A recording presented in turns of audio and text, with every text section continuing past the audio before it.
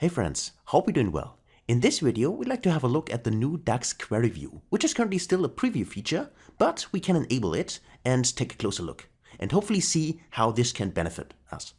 Now, before we get started, what you need to do is you need to go either on the wheel setting down there, depending on whether you have already enabled the new on-object interaction and the new view.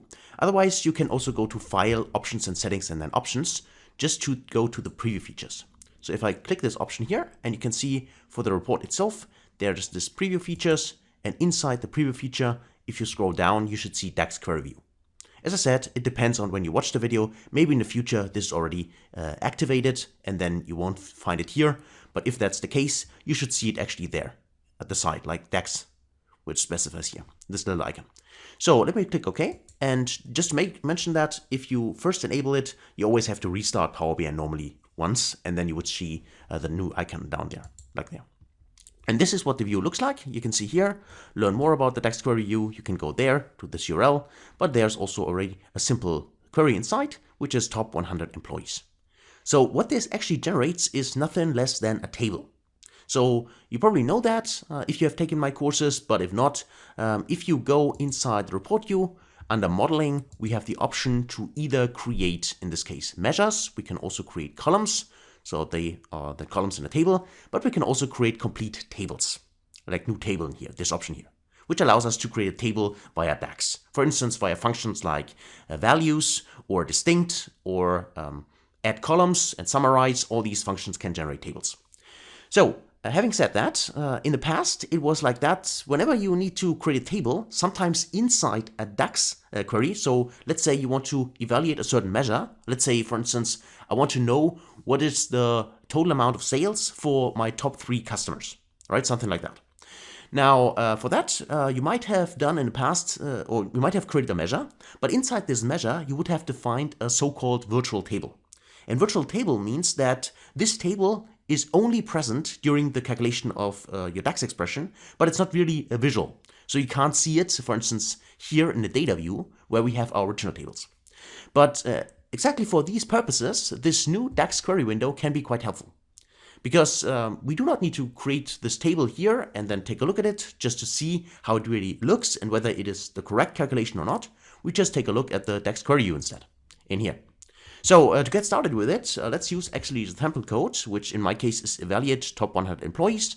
And if I click on run, what this generates is the table itself. So here I can see my employees table, for instance.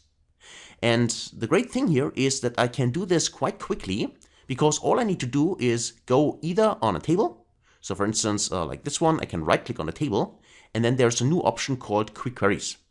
Now you can see here, show top 100 rows, show column statistics, or define all measures in this model. And if I just click on, for instance, this one, show top 100 rows, you should see that you have here the query itself, and you can see here the table.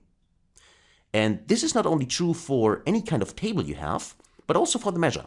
So if I go to one of my measures in here, and for instance, I'm using total sales here, I can right click, there's also quick queries, and I can evaluate this, I can define and evaluate, and so on.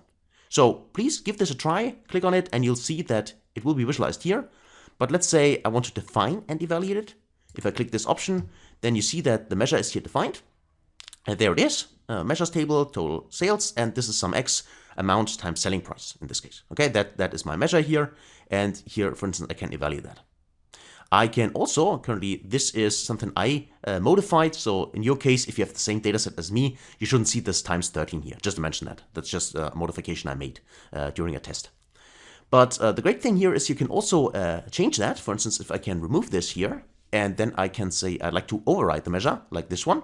Yes, I'd like to update the model.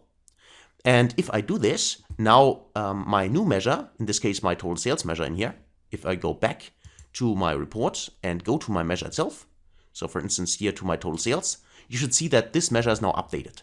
Before there was a times 13 included in here, and now this is also changed because I updated it inside the DAX query view. Okay, so you can do this as well. Change your measures in here, like that. And you see that if you validate it, you can also see a number down there. So if I click on the run button, you see that now this has changed this number. Now it's the 1.35 million, which is also the sales amount you probably are familiar with if you have taken one of my courses. So that's it for this option here. But let's say now I'd like to create what I mentioned before. I'd like to create a table for my, let's say, top 3 employees. Customers. So let's do that. Let me just get rid of all of this here first, and then let's write our own, in this case, DAX query. For that, we always need to use actually something like evaluate. Evaluate is a keyword. We do not use it in our DAX expressions, but if you want to evaluate a table in here in the DAX query view, you always start with evaluate. So I evaluate something. You can see it's also in blue, which makes it, well, recognizable by Power BI.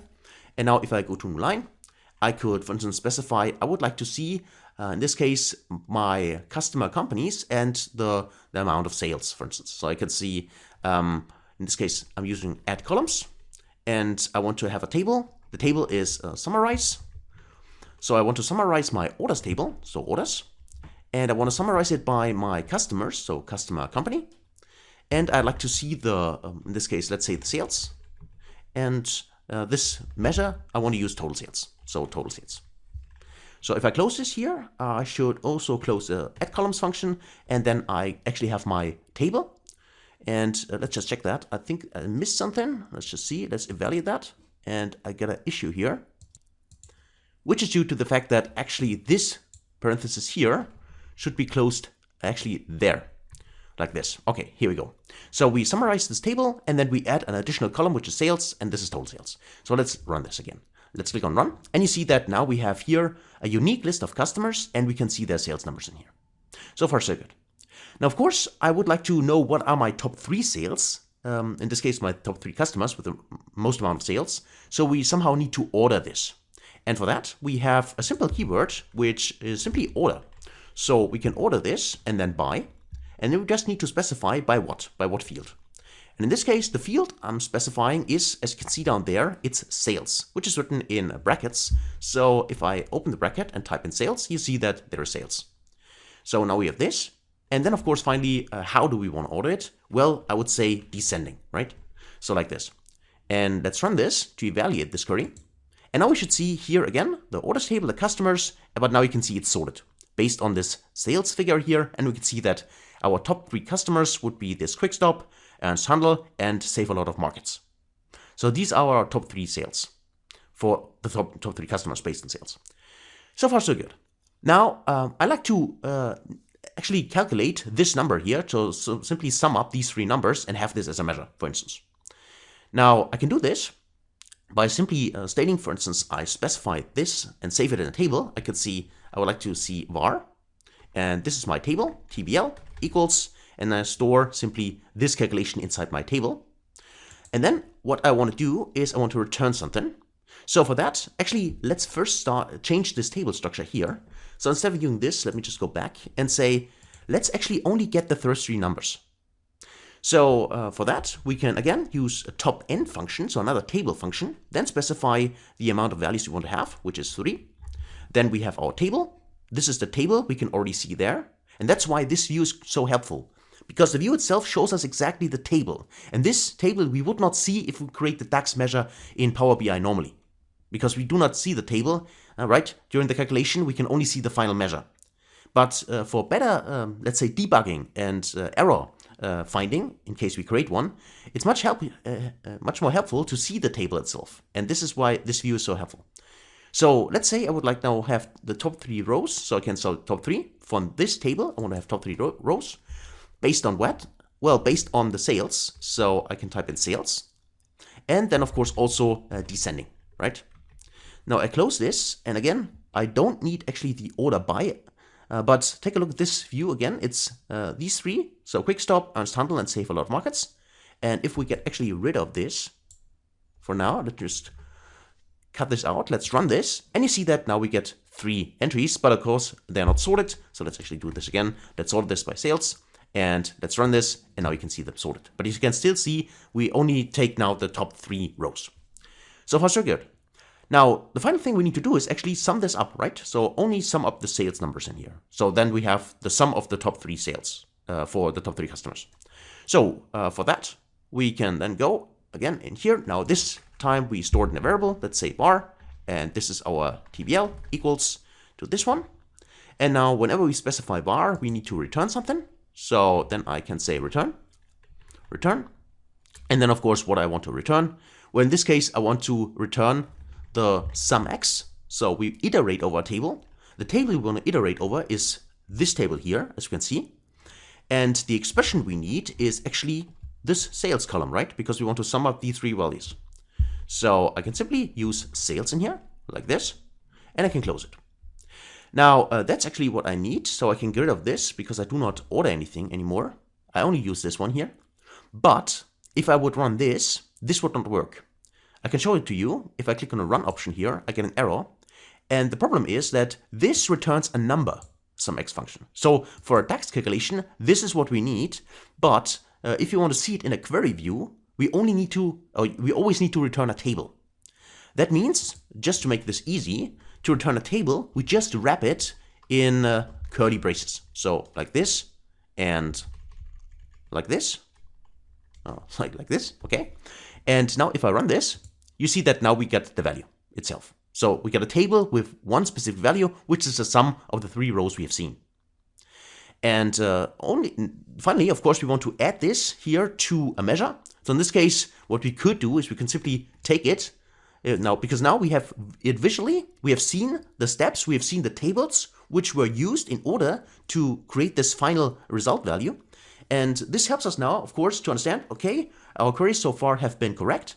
And finally, of course, we just need to copy this and create a DAX measure based on that.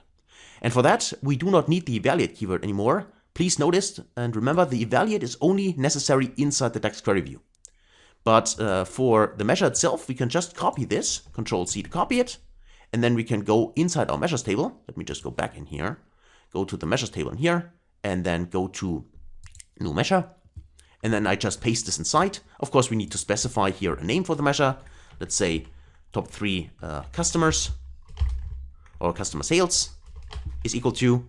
And finally, of course, also make sure that you do not return a table, you return the actual value. So we're going to get rid of these two curly braces here.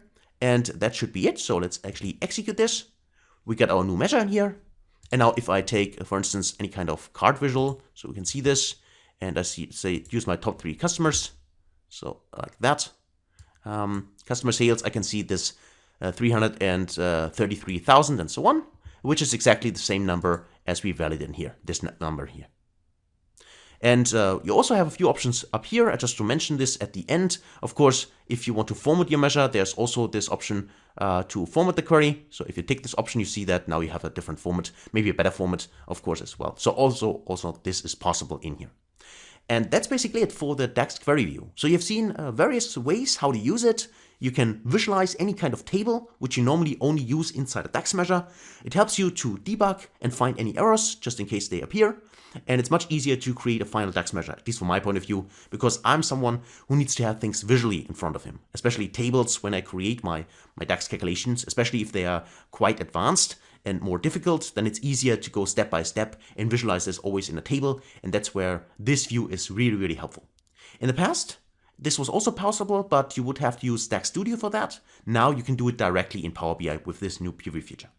Okay, so that's it for this video. Hopefully you enjoyed it. As always, thanks so much for watching, and I'll see you in the next video. Until then, best guys.